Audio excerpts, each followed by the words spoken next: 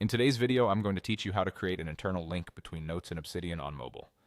First, open the Obsidian app on your mobile device. When Obsidian loads, you'll see your list of vaults. A vault is simply a folder where all your notes live together.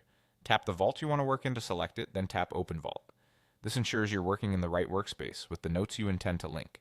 Once your vault is open, navigate to any note where you want to place a link. Tap to open that note so you can edit it. If you're not already in edit mode, tap into the body of the note to bring up your virtual keyboard. Above the keyboard, you'll notice a toolbar. Look for the button that shows a pair of square brackets. Tap that button. Obsidian will insert the linking characters for you and position your cursor so you can immediately type the name of the note you want to link to.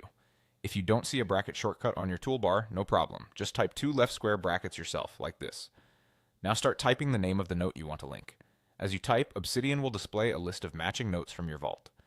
This live suggestion list is really helpful. It prevents typos, speeds up linking, and ensures you connect to the exact note you have in mind. Keep typing until you see the correct note appear. When it shows up in the list, tap it. Obsidian will complete the link for you and close the brackets automatically. A few quick tips to make this smoother.